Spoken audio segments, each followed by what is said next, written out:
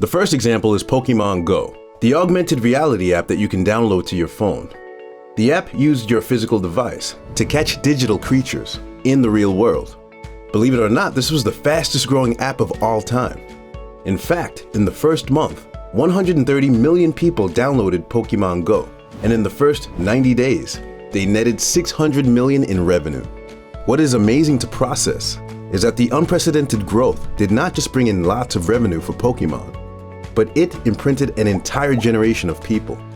Because now 1 in 4 Gen Zers expect augmented and/or virtual reality experiences at work.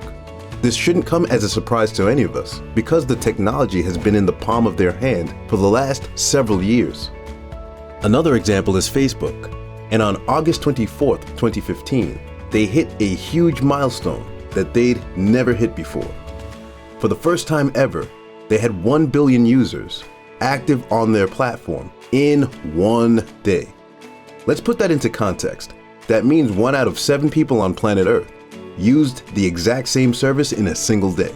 That couldn't have happened any other time in history. This proves that we live very connected lives, with new ideas and innovations spreading very rapidly. With millennials being the first generation to adopt the use of Facebook, we can begin to understand why they are so comfortable connecting with each other in a virtual environment.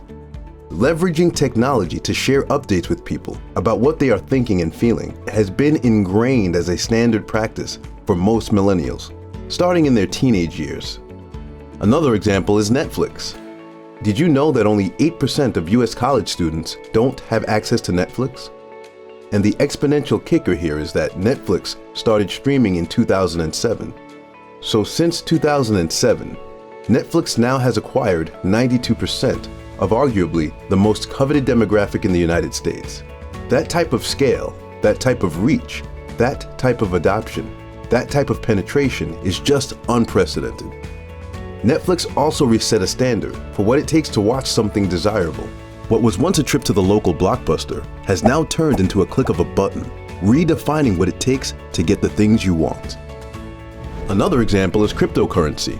If you look at organizations like TD Ameritrade and E-Trade, collectively, they service 15 million customers, and they've only been in business since 1971.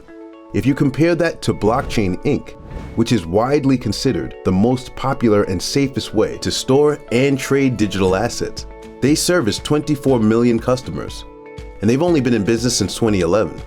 This gives you a good sense of how quickly new innovations and new ideas can take off. And lastly, of the companies on the S&P 500 list, the average company tenure in 1965 was 33 years. That's anticipated to shrink by 2026 to 14 years. So by that average churn rate, that means half today's S&P 500 firms will be replaced in just 10 short years.